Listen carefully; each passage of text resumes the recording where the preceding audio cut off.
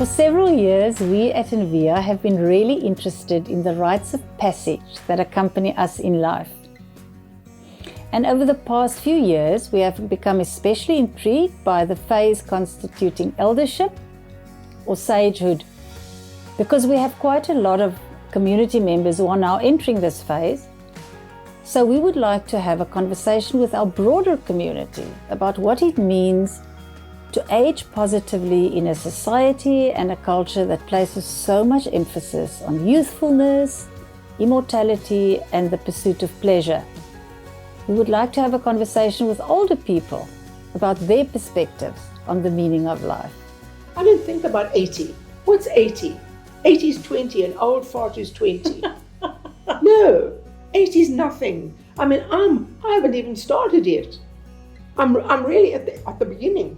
The thread that ran through my life from the time I was a very young child was I desperately had to make art. It's a desperate need to communicate something. At the end of last year, Rosemary Lapping-Sellars received her master's degree in visual arts from the University of Stellenbosch.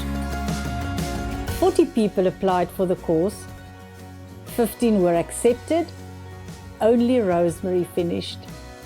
At the time of this interview, she is 80 years old.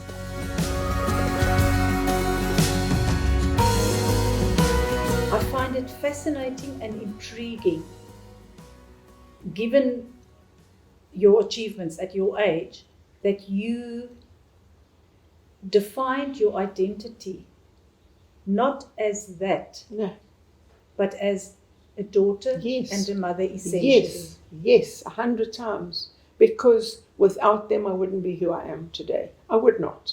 I'm proud of being a daughter. I'm proud, very proud of being a good wife. I can honestly say that. And I know I'm an incredible mother. I know that. It touches my heart. I really am. I mean, I looked after my kids. When John died, I wasn't 40. I had 4 babies. Can I tell you something? When people say to me, what do your children do? I say, you know what? You Google them. They are brilliant. And they are. They're all at the top of their trees. All 4 of them. And it's only me. You know what I mean? That's my achievement. To look at these unbelievably amazing people who are now spawning the next generation. That is what I'm doing. That's my life. Spawning the next generation. Yes. That is beautiful. Yes. And Rosemary, earlier when we were having coffee, you also mentioned yourself as serving. Always. Well, this is an interesting dimension that you're bringing up now. Because for now, all right, so I'm 80. Well, hell to hell with that. So for 70, how old was I? 78 when Sean died. Had a heart attack, bang. We were going to Amsterdam. We were going to the urban sketching, the international urban sketches. He was sitting here having coffee. I was in there preparing to go, packing. And he died. And what interested me up until that moment, I was now alone. For the first time in my whole life, I was absolutely on my own. I had no husband. I had no children. I mean, I could stay in bed for a week. No one would give a damn. And then I realized that my entire life had been about serving. And I was, if one can call it, I was a good servant. You know, I served with tremendous humility and respect of everybody. And I mean, my children must say, gee, Ma, you're pushing it now. But it's true. I really did. Even now, I'm still serving them. So, for the first time this year, having done my 2 years of serving my intellect, I'm now free to look at myself and say, Rosemary, this is you now. You have done it. Now you can choose the rest of your life. And it's so remarkable because you have all the skills you need. You know, I haven't got enough powers for all my fingers. No. But you know, I'm listening to you, and you know what I'm hearing? I'm hearing this distinction between you're a server, but you're not the subservient type. No. And that to me, because I love that distinction. No, I've never been subservient. My poor husbands knew that. I would say, okay, fine, but I don't like that. And I wouldn't do it. If I didn't think it was right, I would not do it. I never, ever was subservient. Ever. It also now reminds me of what you said earlier about giving away your power. Very important. Because that, of course, comes to aging. Now, how do you define power when you get to this age? When you're young, you have a profession, you have a role, you do a thing, you do your thing, and it brings in people, it brings in approval, it brings in colleagues, it brings the interest that interests you, it gives you a matrix from which to jump. Yeah. And that gives you power. Now, for me, one of the most difficult things is watching people who truthfully look towards retiring. Whether they retired because they wanted to retire, they wanted to go to the seaside, they wanted to go to retirement centres so they don't have to work or cook or whatever. But the point is, they forgot something vital. They were losing their profession. They were losing their position in society. They were losing their friends. They were losing their colleagues. And they were losing the place that made them happy, which is their intelligent place, where they read or drew or whatever the hell they were doing. You know, Sean becoming my darling husband, the surgeon, who suddenly didn't trust himself with a scalpel. And he therefore gave it up. But he was a surgeon, and he missed that. He missed the ambience of the hospital, the nurses, the matron, his colleagues. He missed everything. He lost it. And especially for a man, I mean, I say this in a sexist way, and that's not at all sexist, because it could apply to a woman as well. But when you suddenly find that is removed from you, you lose your power. And when you lose your power, you have to work really hard to reposition it. You know, so many people have written about the first and the second half of life, those kind of concepts, and I'm hearing a lot of that here. If a young person in his 20s or 30s, if they were sitting in front of you now, how would you guide them to navigate this transition from success to significance? To use those words. You know something? There's a cliche. Experience is the best schoolmaster. And you can't learn from anything else. So I could tell them intellectually, and they'd say, yeah. Not, I won't be like that. Because they won't believe it. I didn't believe it. Ever. So I don't think it's easy to look at a young person and have the nerve to give them advice. So therefore, you look at them and you say, what would I like to have done that I didn't do? And I can tell you a few things. But one thing I really wish I had done is become more adept at finding an easy way to exercise. I hate exercise. You know what? I think it's unglamorous. That's what it is. I hate sweating. It's really foul. I don't exercise. I mean, I do, but I don't. But the point is, I wish I'd learned a skill that it came naturally to me. Number two, I think that they must sustain a perpetual interest in life. Always looking at the bigger picture, not just the intellect and what gives them money, but life. And find something that they can do when they're 90. And I think that was my Sean, and I keep using Sean because he was a good example. He was older than I was. He was brilliant. He was well sought after in the world. And suddenly, he had lost everything. But he painted. And why did he paint? I mean, he was quite a sweet drawer. Modest, not good, but draw. because he was a surgeon. He used to see stuff going on. But ages ago, 25 years ago, I gave him a Valentine's Day present, watercolor lessons. And do you know something? The day before he died, he was still painting. So it made him feel so important and so successful, because he was, And 2 years prior to his death, he and I went on this, one of our my bad ideas. We traveled very cheap around Europe in a poopy little car, stayed in very funny places. Sean documented the entire thing with watercolors. I mean, it was incredible. So why I'm saying this to you is you need something extraneous to your profession to keep you going, whether it's golf or whether it's squash. You get too old for that, but something that's genteel that you can do that makes you happy. That's terribly important. You are so forward-looking in your vision, in your whole persona, in your whole being, which is so inspirational. But do you also think about death? All the time. My God, every day. I think, oh my God, I've got one more day. Of course I think about death.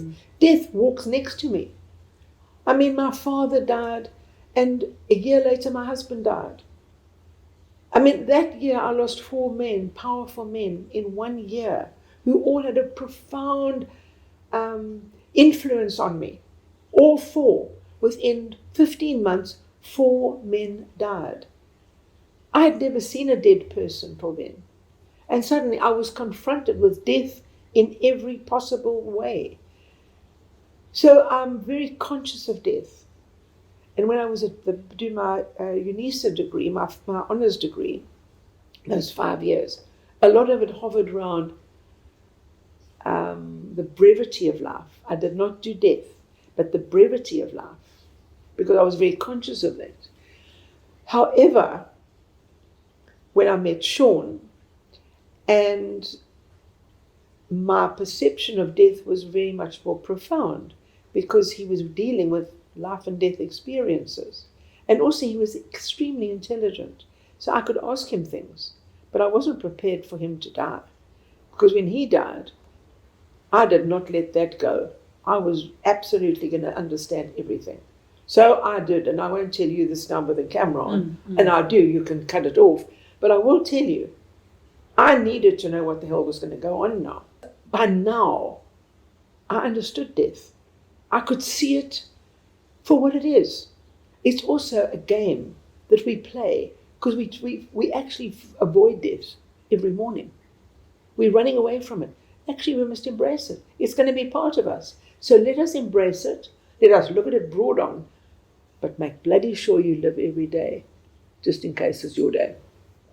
So what I'm saying to you is, that's what death is. It's nothing really. It's just a time. And look here, Sean's been here all day now. Not here, but in my conversation. John Lapping, the wild man, he was here. They hang out. They give us values. We talk about them. They're part of us. And then they leave a mark. They leave a mark that we refer to. And that's another amazing thing about life and the people who you love. You don't go away, you stay there. I mean, John's been dead 40 years. My God, he's still here. Do you know what I'm saying? So death, maybe it's just in my mind. You know something, Una? It might just be here, that I have got him here. And I'm going to say something shocking. If John hadn't died, I wouldn't have done my fine arts honours. If Sean hadn't died, I wouldn't have done my masters. Something weird, eh? Somebody once said to me, they talked about the ambiguity of death, and this is almost exactly what it is. Exactly what it is. But it's not only death, it's also just loss, because there's something, even in my personal life, I've experienced the resurrection as a symbolic word that can happen after severe loss. Absolutely. Profound words. Brilliant. True. Okay, so Sean dies. And I'm a bit lost, to be honest. I mean, shocked, more than anything shocked. The realization that I'd never lived alone hadn't really hit me yet. And a very good friend of ours called Paul Murray, he knew John and he knew Sean. So he obviously had to come and visit me. And he sat in this chair and I sat in that chair. And he said to me, so what are you going to do? And I said, Paul, I don't know. And he said to me, well, you've got to go back and study. He said, that's what you've got to do. Why not, I thought. So I applied and I got ready to go. And then I was away for 2 months and I came back. And my professor then invited me to meet her. And that was quite an interesting experience. But being older is much easier, isn't it? So she didn't frighten or daunt me. She did afterwards, but not then. And she looked at the work I'd thought about. She said, this is not a master's material. That was the beginning. It was quite shocking to me. But it was also very good for me because I had to really go back and think. And that's when I started documenting COVID. And the first time I exhibited now on Zoom to all these people, my first thing, which was the video that I made of all those people walking out of Delhi. It was 5 meters long of a stitched canvas. And that's the second one that's up there, but the first one's been sold. I made a video of it. And that is what I showed them. Now, I'm not 20. I'm not the sort of shorts and piercings and tattoos. And so they weren't accustomed to this older woman presenting this. And when it was finished, and I had these Pete Morkin, the sound, for 2 minutes, pretty profound. And at the end of it, there was dead silence. And then Prof. Viljoen said, Rosemary, this is incredible. And then my prof said to me, Rosemary, this is about vulnerability, your own. Oh. And that's how it began. It was really profound. 40 BA Fine Arts honours students applied. I presume all from Stellenbosch. I've no idea. They could have come from anywhere, but they wanted to do their masters at Stellenbosch. So 40 applied. 15 were accepted. So 15 of us went into that program for 2020. And at the end of 21, I was the only person who graduated of that group. In a prelim telephone conversation you and I had, you mentioned the word mensch. Yeah, she was my mensch. Well, I, Una, would like to say to Rosemary today, thanks for the mensch. Thank you. That you are. Thank you. Well, it's beautiful to talk to you about this, but it would be even more beautiful if it just had some meaning and impact on people who are struggling, people who are depressed, people who think, what am I going to do? Is my life worth living? Those are the questions people ask. And the truth of it is, absolutely, because this is the most remarkable gift, this thing of life. It is a gift that we must all embrace every morning. Generosity and love. That's where it starts and ends. Simple. We hope you enjoyed episode 2. Should you wish to further reflect on this interview, you can download notes from our website www.envia.org.za.